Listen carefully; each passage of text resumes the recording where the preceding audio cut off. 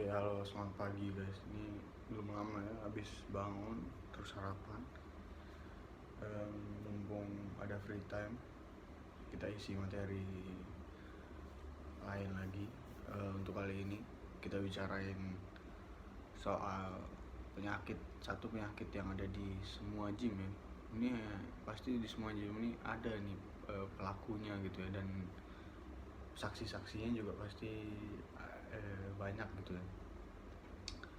Jadi yang pengen saya bicarain itu adalah ego lifting. Nah, mungkin beberapa dari kita udah agak familiar ya dengan istilah ego lifting atau lifting with ego.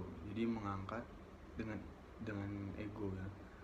Nah, apa yang dimaksud dengan ego lifting itu ketika seseorang mengorbankan form atau apa ya,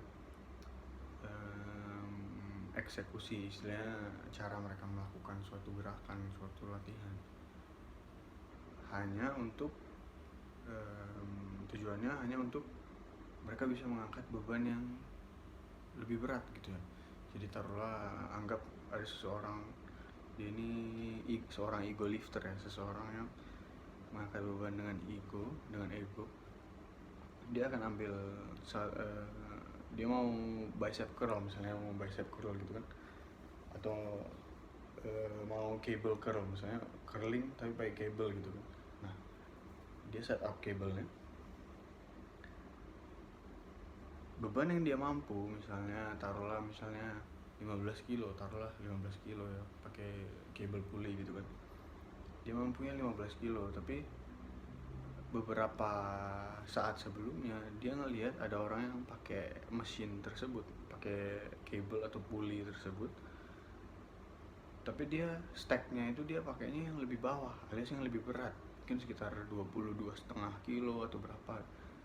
Nah, orang yang tadi pakai mesin ini itu masih di sekitar gym itu, dan si orang B ini, yang orang kedua yang bakal pakai cable ini, dia merasa kayak, wah, nggak bisa ini kalah dengan orang yang tadi. Misalnya mungkin orang yang tadi itu mungkin kelihatannya lebih kecil atau dia lebih pendek, jadi egonya itu muncul gitu.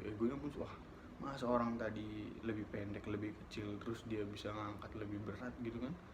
Akhirnya orang yang B ini, bukannya dia pindahin stacknya ke atasnya, istilahnya ke beban yang lebih ringan, dia pakai beban yang tadi dipakai orang sebelumnya gitu ya. Habis itu apa yang terjadi? Ketika dia curling, dia nggak bisa memproduksi force atau memproduksi tekanan yang cukup gitu ya untuk melakukan gerakan tersebut gitu kan. Dia sadar, kok ternyata berat gitu kan. Akhirnya apa yang terjadi? Kebanyakan orang yang ego lifting, atau bukan kebanyakan, semua ya, mereka pasti akan menggunakan momentum. Nah, dia ini nggak mampu nih kan, dia nggak mampu tarik gitu kan, dia nggak mampu menggunakan bicepnya, sehingga dia narik pakai otot lain.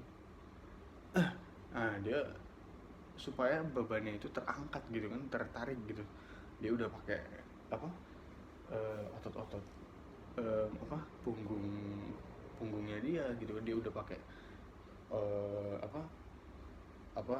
deltoid, istilahnya bahu bagian belakangnya dia udah menarik sekuat tenaga supaya beban itu bisa dia tarik gitu. Oh, bisa kok ketarik gitu. Tapi yang banyak ego lifter nggak sadari adalah mereka memang berhasil gitu, mereka bisa begitu ngangkat istilahnya, atau menghandle beban yang istilahnya mereka challenge diri mereka gitu ya. Tapi ternyata apalagi ini khusus mereka yang tujuannya itu untuk membentuk otot gitu ya, untuk hypertrophy gitu kan.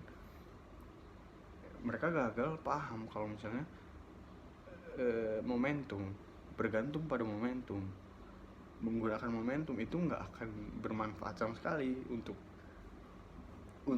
membentuk otot kalian gitu ya. Jadi kalau misalnya kalian exercise atau latihan atau gerakan apapun, ketika kalian lakukan dengan menggunakan momentum itu kalian berhasil mengangkat beban tersebut bukan dengan kalian mengutilisasi atau menggunakan otot kalian gitu. Kalian mungkin tujuannya ngelatih otot bicep, yang kena malah otot lain gitu kan. Kalian misalnya kalian mau fokus buat dada kalian gitu kan, kalian fokus buat dada kalian, tapi karena kalian pasang plate di barbel mungkin terlalu berat gitu kan, dan kalian kayak saya misalnya yang tricep dominan gitu kan, akhirnya kalian lebih tutup tangannya terus lebih pakai tricepnya. Jadi mungkin to some degree gitu kan, pasti chestnya atau dadanya itu pasti tetap kepake gitu, tapi force atau tekanan yang diproduksi sama dadanya itu jauh lebih sedikit daripada yang dipakai sama yang tadi, istilahnya otot yang lain itu. Di sini kasusnya tricep gitu kan. Jadi untuk kalian gimana ya, secara pengalaman saya juga pernah jadi pelaku gitu ya, pas awal-awal baru-baru nge-gym nih ya kan, di tempat kerja saya dulu itu di sana kan kita campur ya, istilahnya layaknya di tempat-tempat gym lain, istilahnya semua kalangan umur itu ada gitu kan. Terus saya ketemu satu bapak-bapak nih, badannya besar, kekar gitu kan, bapak-bapak ya usianya mungkin udah mau 50 atau mungkin udah 50 lebih kali ya, sekitaran gitu kan. Kita berdiri di rak-rak dumbbell gitu kan. Nah si bapak ini ngangkat, dia curling gitu kan, ngelatih biceps. Dia ngelatih biceps, saya lihat, wih bapak ini ngangkatnya 20 kiloan gitu kan, dumbbellnya 20 kiloan. Sedangkan saya pada waktu itu di tahun pertama lifting itu cuman mampu ngangkat berapa, 7,5 atau sekitar 8 kiloan gitu kan. Nah karena saya nggak mau kalah gitu kan, ya enggak sih, saya nggak ngangkat 20-an juga ya, nggak sama ya, tapi at least saya bilang ke diri saya gitu kan, at least nggak jauh-jauh banget gitu. Saya paksa ambil 15 kilo pasang di dua tangan kan, angkat curling, nggak naik bebannya nggak naik. Akhirnya karena udah terlanjur saya ambil kan, malu gitu ya, egonya itu muncul gitu kan. Masa saya balikin bebannya gitu kan, saya balikin terus ambil yang lebih ringan, malu dong sama bapak di sebelah gitu kan, yang usianya udah lebih lanjut gitu kan. Terus masa yang lebih muda kalah gitu kan, saya mikir seperti itu. Jadi di situasi tersebut saya lanjut aja gitu, saya lanjut angkat curling, tapi ya dengan momentum istilahnya yang udah bukan di bicep lagi, udah pakai bahu, udah pakai trapezius gitu. Jadi kayak ini ngomong-ngomong kebalik baju udah biar. Jadi yang kalau untuk kalian ya yang fokusnya memang buat ngebentuk otot gitu kan, untuk hypertrophy gitu ya, saran saya mulailah bertobat gitu ya. Saya udah lama bertobat dari ego lifting, itu udah berlalu masanya. Itu udah di 6 bulan pertama itu, sejak saya cedera ya, waktu ini sedihnya, ini cederanya ini pas awal-awal nge-gym gitu, karena emang ego lifting itu, karena sifat itu gitu ya, nggak mau kalah sama orang gitu kan. Apalagi mungkin kalian punya partner gym gitu ya, kalian punya teman nge-gym, terus kalian melihat mereka bench pressnya 100 kilo gitu, kalian nggak mau kalah. Ayo bro, giliran lu gitu kan. Kalian mikir nggak mau kalah, kasih 110, kasih 120 gitu kan, pasang bebannya. Pas kalian angkat ya mungkin kalian bisa gitu kan, tapi kalian cuma mampu sekali gitu. Tapi kalian tadi ingat teman kalian tuh mampu berapa rep, misalnya 3-4 rep, terus kalian cuma sekali gitu kan. supaya istilahnya kalian mempertahankan ego kalian gitu ya, bertahan dengan ego, kalian paksa 2 kali dia, tahu-tahu pas rep ke 3 misalnya, rep ketiga posisi kalian tuh udah nggak seimbang gitu, karena kalian udah nggak kuat ngehandle bebannya gitu kan. Akhirnya mungkin posisi kirinya udah mulai nggak stabil gitu, nggak stabil. Terus istilahnya bar yang sebelah kirinya udah mulai gimana lah posisinya, akhirnya jatuh gitu kan, jatuh ke bawah. Terus kalian bisa cedera gitu kan, seperti saya dulu gitu, karena maksain gitu kan, mau mengangkat yang berat-berat cuman demi mengimpress atau istilahnya bikin bikin apa ya, bikin orang lain tuh oh wow dia bisa ngangkat berat banget gitu kan, hebat gitu. Akhirnya ya rugi sendiri kalau misalnya kita cedera, misalnya kita cedera bahu gitu kan. Kayak saya waktu itu cederanya bahu, itu saya nggak bener-bener nggak bench press, nggak shoulder press selama selama berapa lama itu, kayak 2 bulan mungkin, pokoknya lebih dari 1 bulan lah istilahnya. Jadi latihannya itu terbatas gitu, karena emang ya itu salah sendiri gitu kan. Ego lifting itu kalau misalnya kalian lakukan cukup lama, kalian pasti akan banyak dirugikan gitu ya.